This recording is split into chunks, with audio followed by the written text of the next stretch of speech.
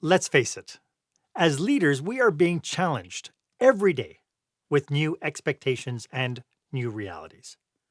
Our almost post pandemic era is requiring us to challenge what we know about leadership and to develop more human ways to lead. So that's what we're talking about today on Marc Haine Live.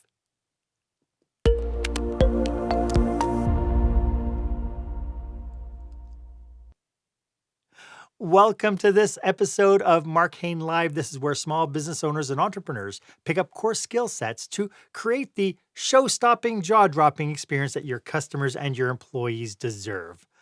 I am your host, service expert and master of experiences, Marc Haine, and today my guest is leadership expert, Andrew Bryant.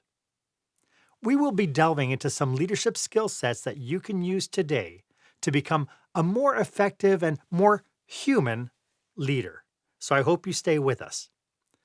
You know, between the stories of the Great Resignation and the quiet quitting that is really dominating our airwaves today, subtle, more important issues are affecting our businesses. And I hate to say it though, but it's all boiling down to a new set of expectations. So that brings me to our question of the day.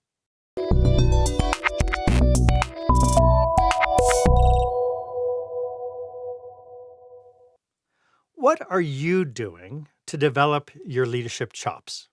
How are you challenging yourself to meet the new expectations in your workplace? I'd love for you to be part of this conversation, so why don't you go ahead and share this episode on your favorite platform and make sure that you hashtag it Experience Leadership and add your comments. I'd sure like for you to be part of this conversation. As I mentioned, my guest for this episode is the founder of Self Leadership International. He is a world leading expert on self leadership. Andrew Bryant has just published his third book, The New Leadership Playbook, Being Human While Successfully Delivering Accelerated Results. And we're going to be talking a little bit about that today. Andrew is a sought after international speaker, having earned his certified speaking professional designation and has spoken on stages all around the world. Andrew, welcome to the show. It is so great to have you here. It's great to be here, Marc. Thank you for the invitation. Yeah, maybe you could start off by telling us a little bit about what you do for your clients. So, in your introduction of me, you say I speak on stages around the world. And yesterday I was on a stage in Lisbon, or on a stage in Lisbon, in Portugal. And I asked the audience, who were learning and development and HR professionals, what is the cost of lost leadership? And this is exactly what I do for my clients, is I help them understand that there is a cost to not developing your leadership. Now, if people are watching your show, they are already interested in learning and developing. Because when I posted on social media this morning some pictures from that event, people were saying, if only people understood what that cost was, leaders, organizations ignore it. And I responded in the comments, yes, because they don't realize they're part of the problem.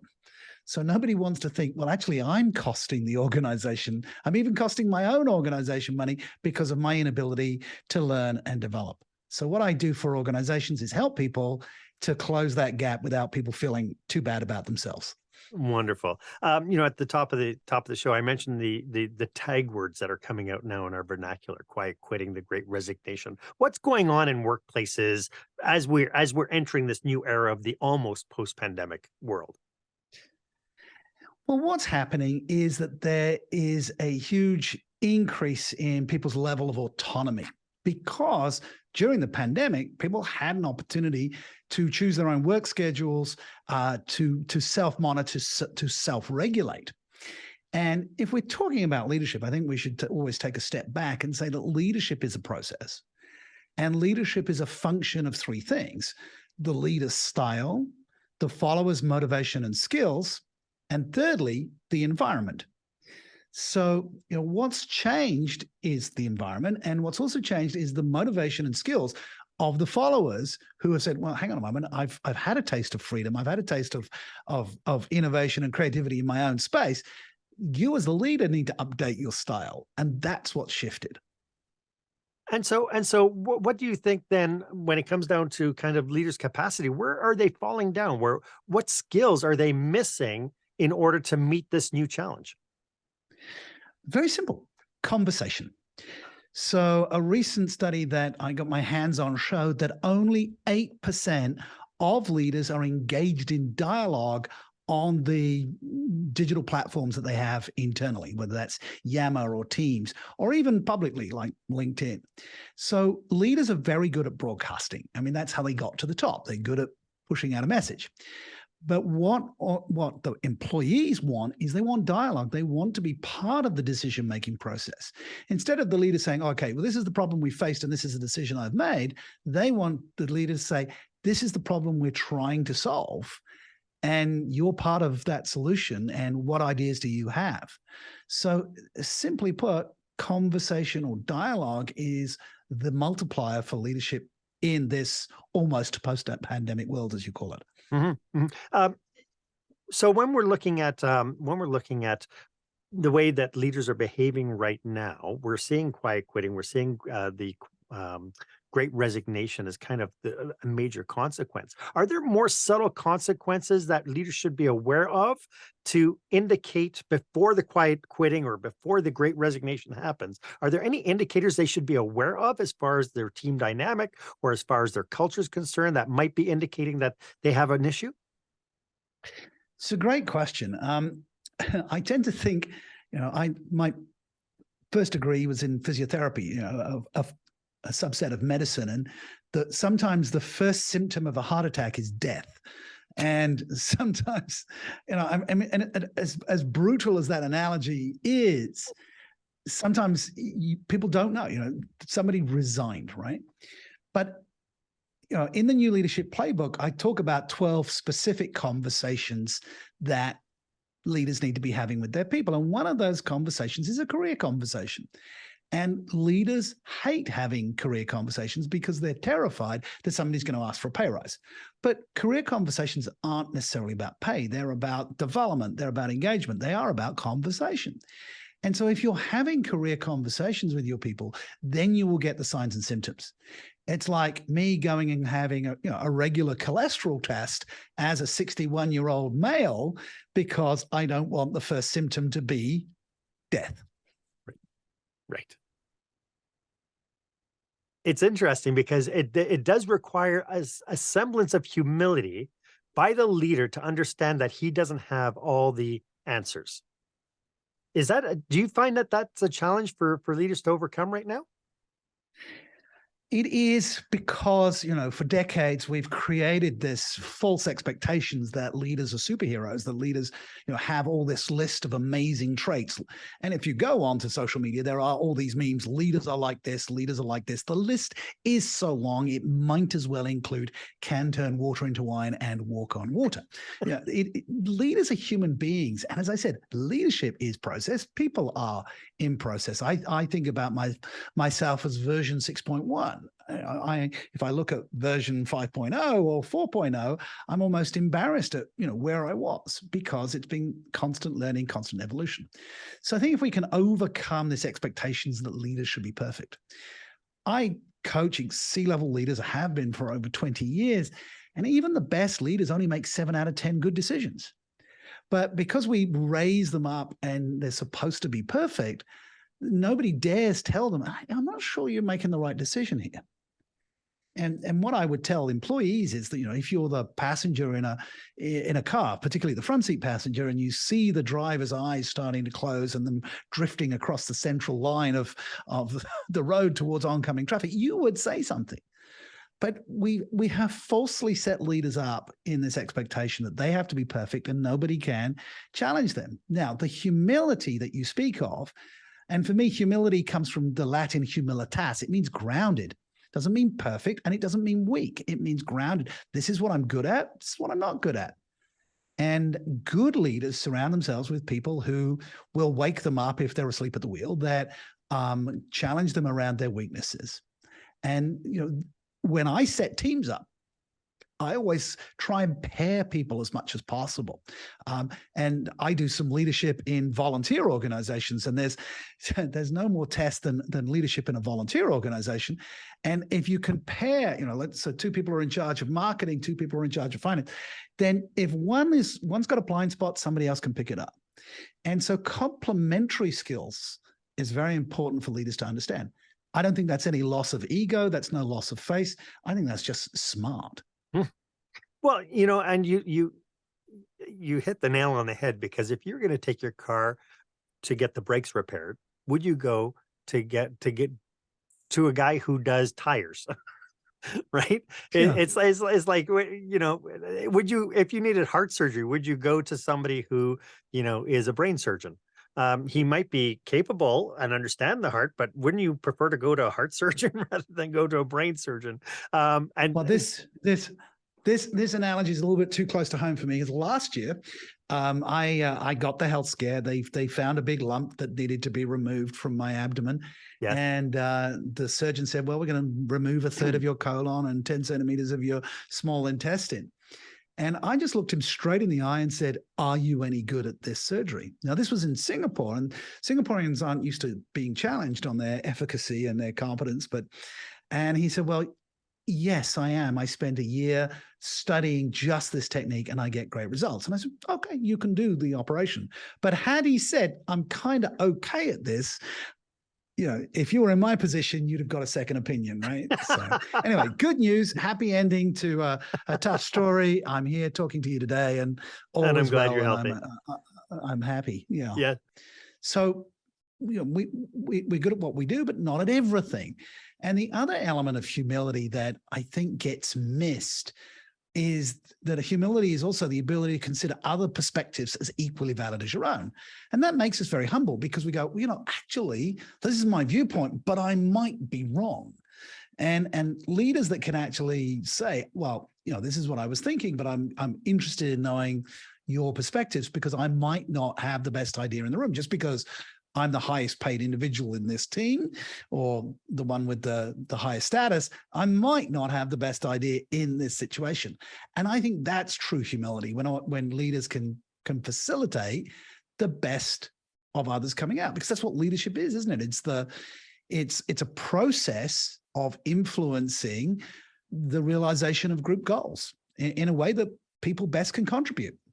I think where the real difference happens now is this mindset that as a leader, you are surrounding yourself with subject matter experts. We hire, like, even in the simplest of operations, maybe a restaurant, your dishwasher knows a system and a process because he does the work every single day. It behooves the leader to come in and say, I don't like the way you're washing dishes. And the question then becomes, why? Are they coming out dirty? No, I just don't like the way you're doing it. And one of the conversations in the book is the feedback conversation. Sure. And I use a very sticky framework, FIF, right? Fact, impact, future. Hey, Simon, when you unload the dishwasher, right? Great, thanks for doing that. I noticed that you don't stack things, all the glasses together, all the plates together, all the knives and forks together. I noticed that they're all thrown together on the surface. What do you think the impact of that is? Well, I don't know. Well, think about it, right? If it's all a mess, what happens? Well, it takes time for other people to sort it out, and we can't find what we want quick enough. Great. What do you think you could do in the future? Well, okay, I could line up the plates and the dishes and the knives and the forks. Great. Fantastic. Simple conversation. But so many managers and leaders fail to do that FIF conversation. Yeah. It's so interesting. There's so many different components. And before we dive a little bit deeper into your plays, I'd like to talk a little bit about your framework for accelerated results. And I'd like to do that right after this. When the spotlight shines on your business, are customers applauding or yawning? In other words, how is your business performing? Make your business a star with the new book, Lights, Camera, Action, Business Operational Excellence Through the Lens of Live Theater by Marc Haine. Marc uses his business and acting experience to help you see your business like a live show, so you can create a performance your customers will never forget. Buy Lights, Camera, Action today at your favorite online retailer or directly at marchaine.com. Welcome back. I am speaking with the author of the new Leadership Playbook, Andrew Bryant. Andrew, why don't you tell us a little bit about this new book? You alluded to it just before the break, that it was something that was commissioned, but maybe dig a little bit deeper into what people can expect by picking up your book. So what people have said about the book is that most leadership books are written at 35,000 feet and that they're theoretical, principle-based. This is very practical. I looked at 12 conversations that leaders or managers have badly, and I knew that they were bad from my own experience. And the client said, hey, our managers are struggling to have these conversations. And before the break, I mentioned the feedback conversation. So I looked at a framework because people like models and people you can't just have 12 conversations. They've got to be stuck together. And over nearly 25 years of teaching, facilitating, coaching leadership, I realized that expectations, clear expectations, times mindset and motivation, times right behaviors equals accelerated results. So it starts with clear expectations. So one of the things I've been saying for as long as I can remember, whenever working with managers, is go buy yourself a mirror. And they go, what? I go, because if you're not getting results from your people, go look in the mirror and see what you're doing, because they are following you. And setting expectations is a failure we all have, because it's clear in our head. I know exactly what I want. I know exactly what it should look like, sound like, feel like, but I haven't transferred that to you. And a fun thing I always ask if I've got a group of managers in front of me, I said, have you ever said to people, do you understand? And they will nod, yes, I've asked that question. I said, all right. And what do they always say? They always say yes. And I said, do they understand? And they say, no, they don't. And I say, yes, they do. They understand what they understand. They just didn't understand what you wanted them to understand. And whose fault is that? So the clear expectations comes first. Then comes mindset and motivation. So if people don't have buy-in, Simon Sinek, has got famous with his TED talk on Start With Why. If people don't have the mindset of buy-in, if they don't have the mindset of growth, and they don't have motivation, they don't feel that if they put in the effort, they will improve and they will feel a sense of reward, then that will reduce your results. And finally, right behaviors. And we, before the break, talked about the dishwasher example. What are the specific behaviors you want to see people have? Yes, this is brilliant. I imagine that people might be watching this going, oh my goodness, this is sounding so special. Could you just let everybody know how to get in touch with you while we're in the middle of our broadcast today? Sure. Well, the easiest place to find me is selfleadership.com. So I wrote in 2012 the book, Self-Leadership, How to Become a More Successful, Efficient, and Effective Leader from the Inside Out. So self-leadership has been my topic, and it has been back since 1999. And you can get in touch with me there. And I'm all over LinkedIn, Andrew Bryant. Just search me up and you will find me there. Terrific. And we will put all the links in the show notes, including a link to this brand new book you wrote. You divided your book into 12 distinct plays. Why did you choose this idea of like a playbook as an analogy? Well, actually, the beginning of my life, as I said, was as a physiotherapist, and I actually worked with sports teams way back in the 1980s, before positive psychology had been coined by Dr. Martin Seligman, before sports psychology had even existed. And so I was used to the mindset and drilling, visualization, and then the execution of a play. And in North America, with American football, there's a concept of a play. Players learn a specific play. It's numbered, and they run that play, which is a set of behaviors. So I called it a playbook because these conversations are in themselves a behavior, and they result in behaviors. So getting a leadership book from 35,000 feet down onto the field was what my intention was. It's not easy because you want to write a play that is general enough for people to apply in different industries, whether it's pharmaceutical, manufacturing, retail, etc. But I looked for the 12 that happen all the time. And that's why the book got written, I guess.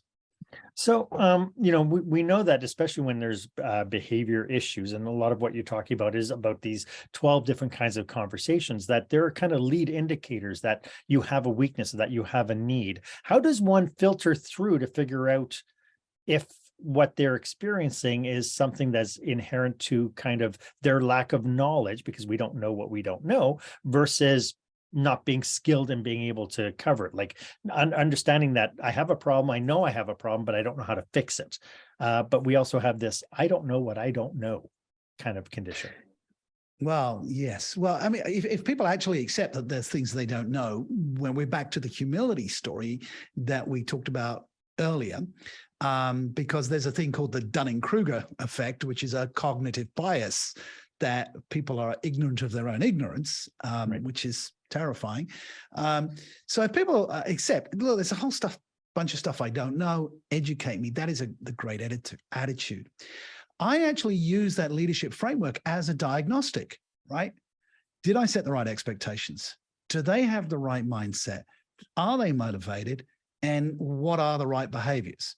So if we're not getting results, then I would run through that leadership framework as a diagnostic. Sometimes if we're looking at individuals within the organization, I was talking to one of my clients, Patricia, and she was saying, look, we promoted this guy and he was doing really well in his previous role. We promoted him and it's not working out. What do I do? And I said, well, in my book, sorry, because she had a copy, I said, go to the chapter on talent and strengths. And there is a framework in there on COW, which beautifully spells cow, so it's easy to remember: capacity, opportunity, and willingness. When we're diagnosing an individual employee, do they have the capacity to do the role? Are they in the right opportunity, and do they have the willingness? So in this, the willingness is the mindset and motivation. So it links back to that framework and diagnostic. Do they have the capacity, and is this the right job, right? I mean, some people could be really amazing if you move them into a different role. Some people just get promoted into the wrong position, or they just get hired into the wrong position. So I took her through this and I said, is it an issue of willingness? No, he's trying really hard. Is this the wrong opportunity? Possibly. Does he have the capacity? And she said, I'm beginning to seriously doubt he has the capacity. And I said, well, now you know what to do. Yeah. And it becomes, and so to your point, this becomes a diagnostic for people to be able to run through. I'd like to get into some more examples of some of the plays. I know you have 12 of them, and we could probably do an episode for each one. However, we have limited time, but maybe just some highlights of other plays you think are really important, and we'll get to that right after this. When you're delivering an important speech to a huge audience, it's easy to lose your place or go way over time. Give yourself an advantage with the Pro Speaker Presentation Speech Timer app. No more checking your watch or calling for time. The Pro Speaker Presentation Speech Timer app keeps you on track with easy-to-see timers, even changing color for visual prompts during your speech. And you can set audio cues to practice, or set it to vibrate so you don't even have to look. Be the pro you know you are. Download the app at speakerpresentationtimer.com. You've mentioned now as a tease some of these plays that you have. Each one is surrounded by its own framework. What would you say are kind of the heavy hitters out of those 12 plays that you think a leader today needs to be aware of in order to move their business forward? The most heavy hitting is number 12, which is coaching. And it's the most heavy hitting because it needs the other 11 plays for you to be able to execute it. Oh. So I've been a coach since the 1980s, and I know that it's now much more, well, it's hugely popular now. It was unheard of when I first started doing it outside of sport. So it's the most heavy hitting. And so it's the hardest to explain. We would take a whole episode to even scratch the surface on that. So instead, let me answer with the things that my clients come back and say, hey, this made the most difference in the shortest amount of time. And I think that might be useful. So I talked about the feedback, the FIF, fact, impact, future. But what happens if you've given feedback and there's no behavior change? Jim Collins said, get the right people on the bus, get the wrong people off the bus. How do you have that conversation? And people are terrified of having that conversation. And because they think it's the final conversation. We talked about what's the symptom before the end. So the crucial conversation is one. Now, there's a whole book on crucial conversations, and you could go off and read that. In my book, I've given a very simple idea. Put the fish on the table. Now, I learned this early in my career. If the fish is under the table, it'll rot and stink. If you put the fish on the table, we can cook it and we can eat it together. And the ability to say, hey, look, this is something that's bothering me. All right. I don't know with you, I don't know if it's me, but I have an emotional response to this. Can we talk about it? Now, there's a huge cultural framework. I worked in Asia for 18 years. I'm back in Europe now. I fly in and out of the United States all the time. Some people are much more direct. I mean, if this was Germany or Holland, they don't even need this play because they would just tell it to you, right? In other places in the world, you have to kind of give a muck feedback. You kind of have to give people the sweetness first and then get to the meat or, out inside the bun. But the reality is say, look, I need to have a fish on the table conversation. And in the organizations I've taught this to, it becomes part of the culture. So it's a bit like radical candor, but it's a little less brutal. Some people have misexecuted radical candor because radical candor requires a high level of support before you challenge the individual. Right. But with the fish on the table, I could say, hey, Marc, this has happened, right? We need to talk about it, right? And for you and I, it's our tech issues. You and I have to have a fish on the table conversation about our tech issues. Now, you're going to giggle about this. The audience won't know, but you and I struggled to actually get to talk to each other today because there were tech issues, right? Yes. And we could have a conversation about those. And because of that, you're able to then say, we'll put all the cards on the table, and it becomes a safe space to be able to have those conversations, even if it might end up badly, where you might be discussing how you separate ways. Yep, absolutely. Look, there's some really good stories about people who have fired somebody, and then that person turned up 6 months later in the office, and you're like, oh my God, they've come to say that they're taking us to court or whatever. And there was one particular story I remember. The ladies in the guy can see through his office that this lady he fired 6 months ago is there, and she's asked to see him. His secretary says, Christine wants to see you. Christine comes in and she said, I just came because I wanted to thank you for firing me 6 months ago. I was in a bad space. I was in the wrong role. You did me the biggest favor. It was the biggest wake-up call. I'm now doing what I really love, and I want to thank you.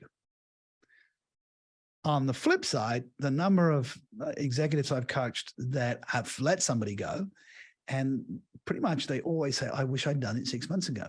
And the reason is they couldn't have a fish on the table conversation at the right time. Right. And personally, I equate it to what we do with our customers. Right? We always have to have aftercare with our customers. And I know this is going to sound really strange to people when they say we're separating ways with our employees, but I have to ask, what does your aftercare look like? Because you've been in a relationship with your employees. I think it behooves us to do it in such a way where we're degrading people, where we're shoving people out the door with security guards and all this. I mean, there's time and place for that when it has to happen. However, the majority of what we do is, to your point, it's about how can we still be that service component to that employee to help them make the transition and move on to something else that they would be better suited to. And it's all about that service.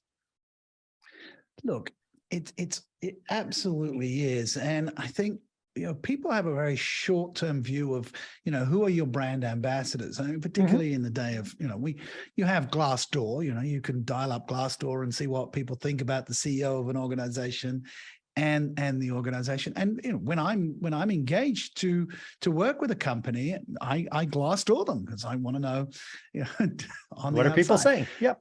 What are people saying? And what is your ex saying about you? So if you go back to the days when that happened, if your exes are saying, he was a horrible person, then it might curtail you actually finding the right person in your life. So make sure people are happy on the way out.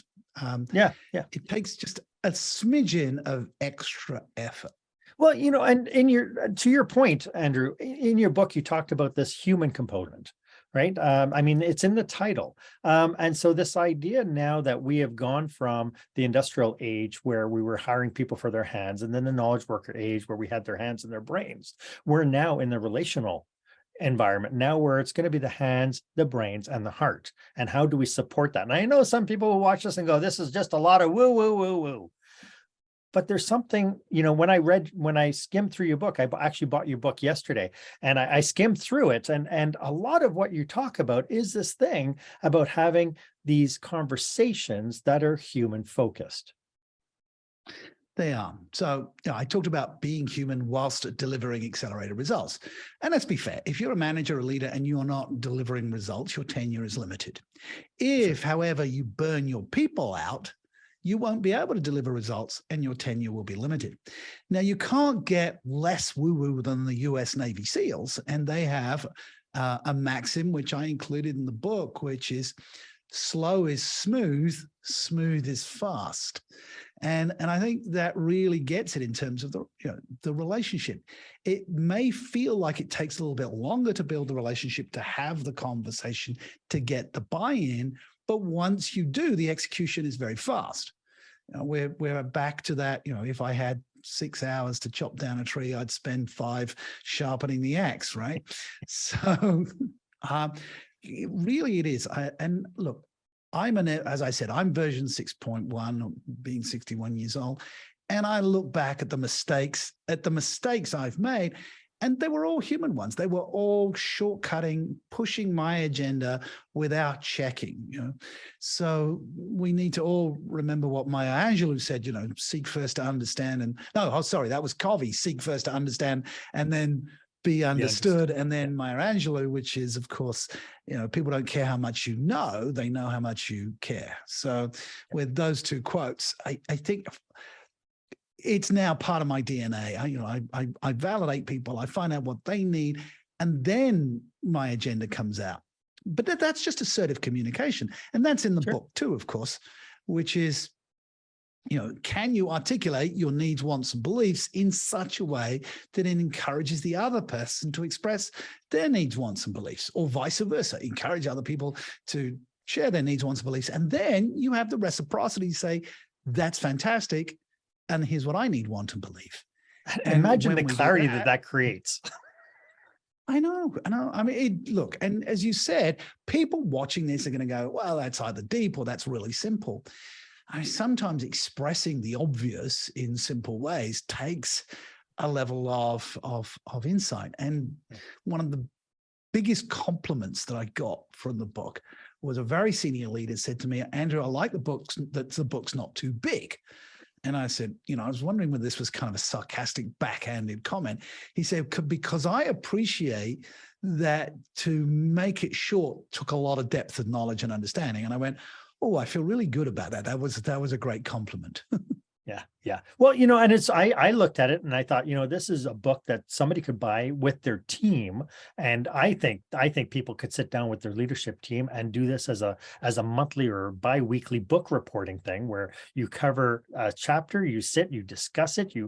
What a way to shift your culture to be more open and more transparent than to share something like your book, sit through it, workshop it through, because you also have a lot of components, a lot of questions in there as well. And then being able to sit around a boardroom table and great clarity among the team, I think would be magical for a team. Well, I'm not going to disagree with you there. I think it's a great suggestion. And again, I wrote the book and I said, read it through once, and then have it on your shelf, have it in your desk drawer, because you're going to have one of those conversations on a regular basis, and you might want to go, I'm about to have a feedback conversation. I'm about to have a career conversation. I'm about to have a talent conversation. Hang on, let me just, there was an acronym there. I need to remember it and go back to that. I also recorded 8-minute videos of each of the plays. It ended up being 16 8-minute videos. I put that on my LMS, and a few of my clients have licensed that material to put on their own learning management system, so that you can read the book, or you can just hang on a moment. I'll play the video on my phone for 8 minutes, and then I'm ready to go. Wonderful. Andrew, are there any cautionaries as somebody's watching this and saying, yeah, you know what, you're right, I have to make a change? Are there any cautionaries people should be aware of as they kind of delve into becoming this more human leader, as they try to push forward what they need to do in their businesses? That's a good question. And I'd like to give a moment to think about that. My immediate answer would be to avoid guardrailing, which again is an American expression, isn't it? You go too far to the left and then you bounce off the guardrail and go too far to the right. You are who you are, and it's an evolution, as we've already discussed. And I think adjust at a rate and speed that people can follow you. Otherwise, we've had experiences of people coming out of a management seminar and going, I'm going to do it all. I'm going to coach everybody. And somebody comes into their office and said, hey, boss, I got this problem. That's fantastic. How do you think you're going to solve it? And they go, I don't know, boss. I came to you because this is no, but what do you, and it's just too much of a guardrail. They've gone from do this, do that to I'm not going to give you any answer.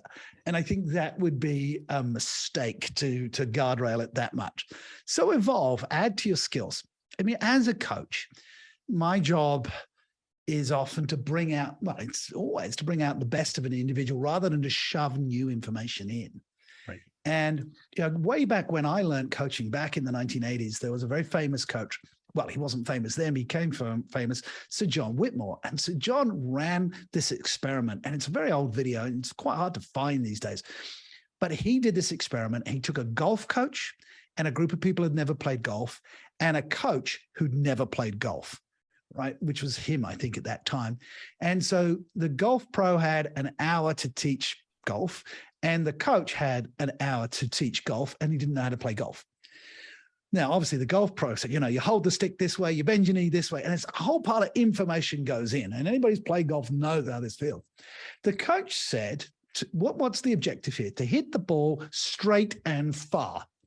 Right? So you got a club, you've got a ball, take a swing, see what happens. So they take a swing, it goes off to the left, goes off the right. So, okay, what do you think happened? Well, I think it went off to the left. So what do you think you need to do?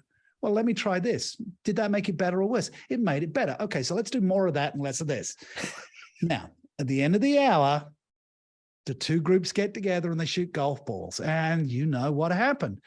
The coach who didn't know how to play golf got better results than the golf pro. So asking the question, engaging people's natural intelligence, that is what's going to make you a great leader. Well, and to your point, the golf pro is teaching all the mechanics behind it so you don't fail. Whereas the other coach said, let's fail and see what happens. And what did we learn from it? And so that's a completely different mindset and I think we, as leaders, I think that's a great metaphor for how a lot of times how we do lead, the difference between micromanaging versus coaching and becoming that guiding influence rather than the one who's going to tell people where to go and how to get there. Yeah. So one of the guys I coached was a guy called Daryl Metzger. And Daryl was, at the time I coached him, CEO of Sentosa Leisure Group, which is looked after Sentosa Island in Singapore. Daryl was ex-Disney. He'd been the leader he'd been the CEO of the Hong Kong Yacht Club. So he'd moved around various high-end resorts. And he was a great guy to coach. I think I learned more from him than he learned from me. And I remember being on stage with him at this conference, and he said to his people, he said, I want you to fail. Just don't make your mistakes more expensive than mine. Let me tell you about the story that I cost the Hong Kong Yacht Club $1 million, right? And he told this story, was very humble, and he made a mistake. So he said, look, you're going to make mistakes. That's okay. Just don't, I'm the CEO, so you can't make bigger mistakes than me. Now, and it was fantastic because it was a service-based, it was Sentosa Leisure Group. They had the Resorts World moved in there, so they had a theme park. They had high-end real estate and beaches for people. So all sorts of different things. The day that Daryl left as CEO to go on to his next venture, I was in their offices. He was packing his own cardboard box of stuff to leave his office. There were people in the corridors weeping that he was leaving. And that is a mark and measure of a leader, when people cry when you go with sadness, not with joy. Right. Yeah.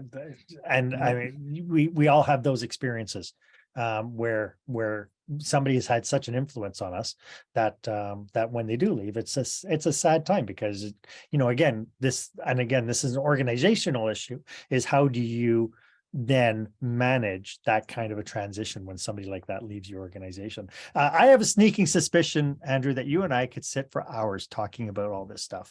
It is just so brilliant, and it's so brilliant that I came across you and managed to get your book and managed to get you on this show. As we wrap up, do you have any last thoughts about what we've been talking about today? Well, as I said, I was on stage yesterday in Lisbon talking to learning and development and HR directors, and I always like to leave with a challenge and an inspiration, because they're the ones that have to facilitate learning and development in organizations. And I started with, what is the cost of lack of leadership, and in terms of hiring, retaining, developing, et cetera, et cetera. But I said, look, it's kind of like what the world needs now is confident but humble leaders. You and I have talked about that.